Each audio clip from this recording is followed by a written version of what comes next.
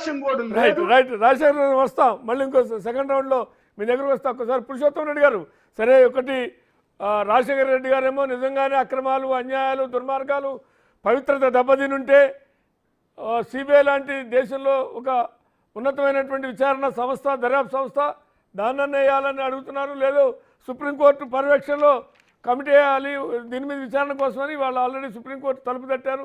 అది వేరే సంగతి. కానీ చివరికి అంటే ఈ రకమైనటువంటి రాజకీయాలు కూడా ముందుకు వచ్చాయా? నిజంగా అక్కడ అంతా ఆ స్థాయిలో కల్తీలు జరిగాయా? ఏం జరుగుతుంది అంటే మీ అబ్జర్వేషన్ ఏంటి? సార్ అందరికీ నమస్కారం. బేసిక్గా తిరుమలలో శ్రీవారి లడ్డులు అనేది దర్శనం తర్వాత అంత ప్రాధాన్యత కలిగింది.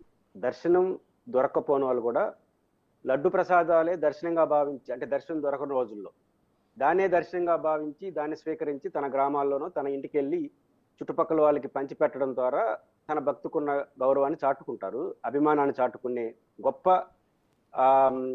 తను మన లడ్డుల్లో కనిపిస్తుంది.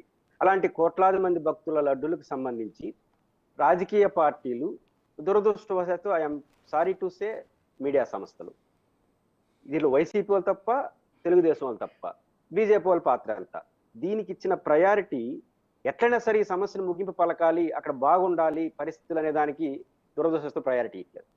ఇది మౌలికమైన సమస్య. రాజకీయ పార్టీలో ఒకరి నెత్తిన ఒకరు కాళ్ళు వేసుకోవడానికి ఇస్తున్న ప్రయారిటీ సమస్య పరిష్కారానికి ఇవ్వట్లేదు.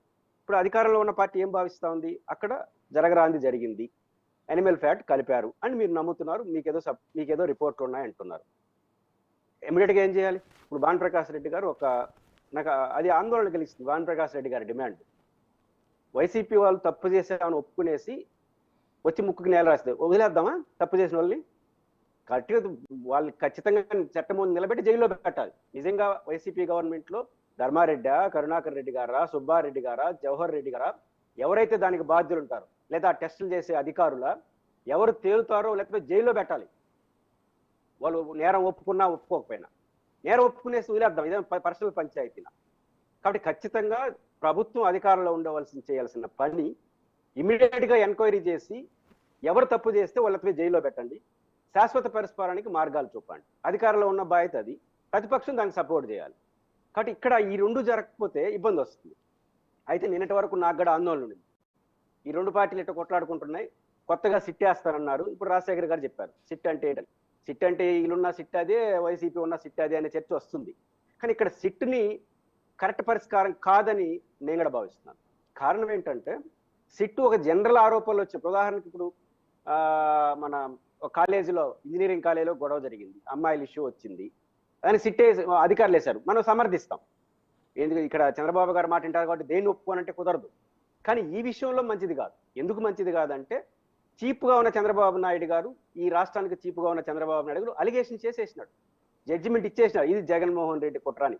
ఇంకా వాళ్ళ కింద ఉన్న అధికార యంత్రం దానికి భిన్నంగా రిపోర్ట్ ఇవ్వదు కాదనే భావనకి బలం చేకూరుస్తుంది.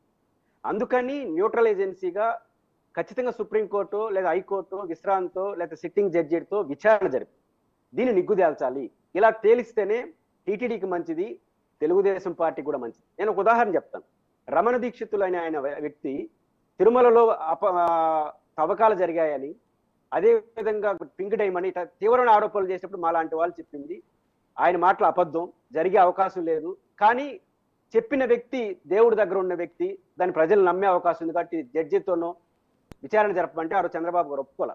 కానీ చివరి దశలో చంద్రబాబు గారు ఒక లెటర్ రాశారండి హైకోర్టు చీఫ్ జస్టిస్కి. ఆ లెటర్లో సారాంశం ఏంటంటే, చీఫ్ జస్టిస్ గారు ఇది రాజకీయ రంగు బులుముకుంటా ఉంది, అక్కడ ఏమీ జరగకపోయినా ప్రభుత్వం ఎన్ని ప్రయత్నాలు చేసినా ఏదో ఒక అపనమ్మకం ప్రజల్లో ఉంటా ఉంది, మీరు జోక్యం చేసుకొని విచారించి నిజాలు భక్తులకు చెప్పండి, ఈ సమస్యకు ముగింపు పలకండి అన్నారు చీఫ్ జస్టిస్ చంద్రబాబు గారు. లెటర్ రాశారు, అతను ఎలక్షన్ వచ్చినాయి, అయిపోయింది.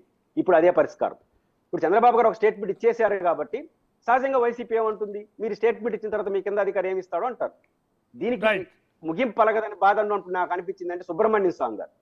సుబ్రహ్మణ్యం సార్ ఎప్పుడైతే పిటిషన్ వేశారో ఆ పిటిషన్ ఖచ్చితంగా సుప్రీంకోర్టు స్వీకరించింది, ఖచ్చితంగా సుప్రీంకోర్టు జోక్యం చేసుకుంటుందని నమ్ముతున్నాను. సుప్రీంకోర్టు జడ్జి ద్వారా కావచ్చు, రిటైర్డ్ జడ్జి కావచ్చు, హైకోర్టు జడ్జి కావచ్చు, రిటైర్డ్ జడ్జి కావచ్చు, జ్యుడిషియరీ విచారణ ద్వారా జ్యుడిషియరీ పరిష్కారం తప్ప ఈ రాజకీయ పరిష్కారం దొరకదు. రాష్ట్రంలో రాజకీయ పార్టీలు దేన్నైనా ఉపయోగించుకుంటే, ఇప్పుడు భాను గారు చెప్పారు ఒక మాట, ఆయన డైరెక్ట్ గా జగన్మోహన్ అలిగేషన్ చేశారు. మరి సుబ్రహ్మణ్య స్వామి ఎవరండి? సుబ్రహ్మణ్య స్వామి బీజేపీ మాజీ రాజ్యసభ సభ్యుడు, ఆయన వేసిన అప్డేట్ చదివితే ఆశ్చర్యపోతాం. ఆయన డైరెక్ట్ గా మాకు చంద్రబాబు మీద సంబంధం అలిగేషన్ చేస్తాడు. మీకు సంబంధం లేదు. ఆయన బీజేపీ మాజీ రాజ్యసభ సభ్యుడు, మీకు సంబంధం లేదు. మంచిది. కాబట్టి ఆయన ఏం అలిగేషన్ చేస్తున్నాడు? నేను ఆయన సమర్థించట్లేదు. నేను సమర్థించలేదు. బట్ ఆయన డైరెక్ట్ గా చంద్రబాబు గారిని అలిగేషన్ ఏంటండి? రాజశేఖర్ గారు ఏమంటారు? వినపట్లేదు సార్, కొన్ని వాల్యూమ్ పెంచండి సార్. రైట్. కాబట్టి నా పాయింట్ ఏంటంటే, సుప్రీంకోర్టు జడ్జి ద్వారా జరిగే విచారణ, జ్యుడిషియరీ ద్వారా విచారణ ద్వారా నా డిమాండ్, ఈ లోకల్ వ్యక్తిగా తప్పు ఎవరు చేసినా, తప్పుడు ఆరోపణ చేసినా, తప్పుడు పని చేసినా ఖచ్చితంగా వాళ్ళని చట్టం ముందు నిలబెట్టి కఠినంగా శిక్షించాలి. భవిష్యత్తులో ఎలాంటి ఆరోపణలు చేసినా, తప్పుడు ఆరోపణలు లేదా తప్పు చేసినా తప్పుడు ఆరోపణలు చేసినా భవిష్యత్తులో భయపడే విధంగా చేస్తేనే ఇది ఒక ముగింపు పలుకుతుంది. ఆ వైపుగా ప్రభుత్వం అడుగులేస్తుందని నమ్మకం లేకపోయినా సుప్రీంకోర్టు జోక్యం చేసుకుంటుంది.